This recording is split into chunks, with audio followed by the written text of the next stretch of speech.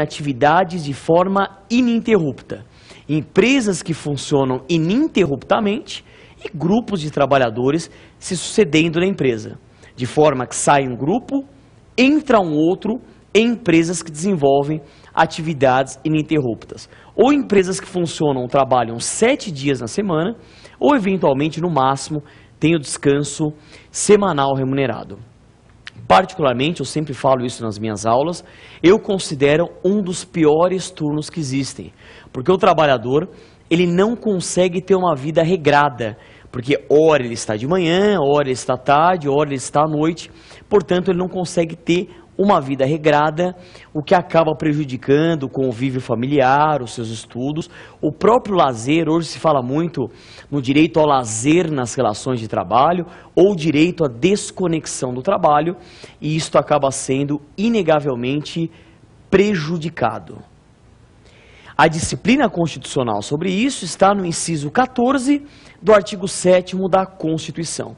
E o artigo 14, o inciso 14 do artigo 7º, fala que os turnos ininterruptos de revezamento deverão observar o limite de 6 horas diárias. Então veja que interessante, a Constituição, ela não proibiu esses turnos ininterruptos. Não obstante, ela trouxe um limite de 6 horas diárias. Ok, até para desestimular a menção desses turnos ou a estipulação desses turnos. A origem desses turnos está em atividades relacionadas ao petróleo, à luz da Lei 5.811 de 1972. Só que, mais uma vez, nós encontramos uma forma de flexibilização desses turnos ininterruptos. Como assim? O inciso 14 do artigo 7º fala que, salvo negociação coletiva, o limite será de 6. Portanto, interpretação a contrário senso disso é que, mediante regular negociação coletiva, os turnos ininterruptos de revezamento poderão chegar a até 8 horas, que é um outro limite em interpretação sistemático-teleológica com o inciso 13 do artigo 7º da Constituição Federal. Portanto, queridos amigos, o panorama é este. Esses turnos ininterruptos apresentam um limite de 6 horas diárias e, mediante regular negociação coletiva, esta estipulação poderá chegar a até 8 horas diárias. E aí surgiu uma dúvida doutrinária e jurisprudencial muito interessante em relação a esta 7ª e a 8ª horas extras. Perceba que, se o limite é de 6, a 7ª e a 8ª hora serão extras, inegavelmente. Mas o pagamento será como hora extra ou como hora normal. E o TST acabou sumulando o assunto, editando a súmula 423 do TST. Esta súmula 423 do TST prevê que, se houver uma regular negociação coletiva, tanto a 7ª quanto a 8ª hora não são pagas como extras, e sim pagas como normais, sem um adicional de no mínimo 50%. É uma pena. Aqui o TST acabou adotando um entendimento flexibilizante. É a flexibilização das normas trabalhistas. Portanto, regular negociação coletiva, leia-se convenção coletiva de trabalho ou acordo coletivo de trabalho. Por essa regular negociação coletiva, esses turnos ininterruptos de revezamento poderão chegar a até 8 horas diárias, e tanto a 7ª quanto a 8ª não precisam ser pagas como extras, e sim como horas normais, sem um adicional de no mínimo 50%. É uma linha flexibilizadora adotada pelo Tribunal Superior do Trabalho.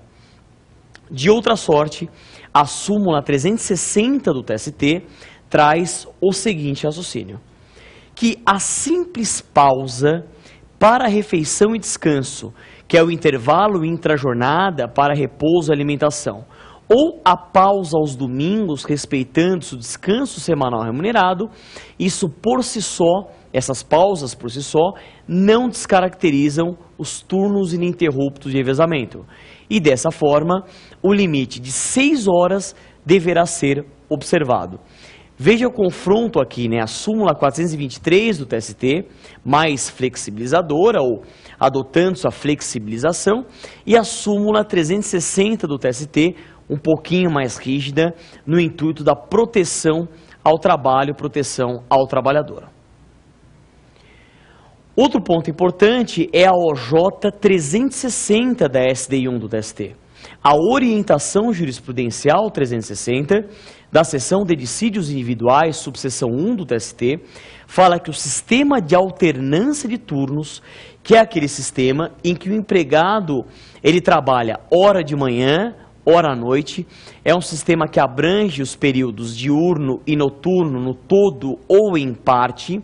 Esse sistema de alternância de turnos também é considerado ou equiparado como turnos ininterruptos de revezamento, porque prejudicam a vida regrada do trabalhador e o limite de 6 horas deverá ser observado. E ele apenas poderá ser ultrapassado mediante regular negociação coletiva. Ok? Agora, um ponto bem bacana, recente, atual, que o TST ele acabou pacificando o entendimento na sua OJ, numa OJ recente, é a questão de se esse trabalhador que trabalha em turnos ininterruptos de revezamento, eventualmente vai acabar coincidindo um turno com o período noturno. Se ele faz jus tanto ao adicional noturno quanto à hora noturna reduzida.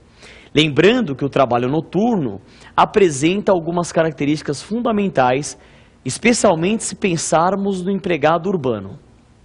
Nós temos a famosa hora noturna ficta ou reduzida, de horário de 52 minutos e 30 segundos, e temos também o adicional noturno de no mínimo 20% sobre a hora diurna. Legal. Se nós lermos o artigo 73, caput da CLT, lá fala o seguinte: salvo regime de revezamento, e nós encontramos lá toda a proteção ou todo o regramento do trabalho noturno. Então, na interpretação literal do caput do artigo 73 da CLT, nós teríamos a exceção ou a exclusão dos turnos ininterruptos na proteção do trabalho noturno, o que já beirava uma inconstitucionalidade. Mas o próprio Supremo, em sua súmula 213, ele acabou afirmando que não, que os empregados submetidos aos turnos ininterruptos de revezamento, eles têm direito, sim, inegavelmente, ao adicional noturno. Faltava apenas resolver a questão da hora noturna ficta ou reduzida. E esse assunto ele foi pacificado recentemente agora em uma importante orientação jurisprudencial. A OJ 395, da seção de dissídios individuais, subseção 1 do TST, trouxe o direito da hora noturna ficta ou reduzida para aqueles empregados que trabalham em turnos ininterruptos. Portanto, você que está se preparando e prestando provas para exame de ordem ou concursos públicos, tranquilo, os empregados submetidos a turnos ininterruptos de revezamento têm sim direito, tanto ao adicional noturno quanto à hora noturna ficta ou reduzida de 52 minutos e 30 segundos. Dá uma lidinha lá, dá uma estudada na OJ 395 da SDI1 do TST. Outro ponto importante é o estudo dos empregados excluídos do controle de jornada.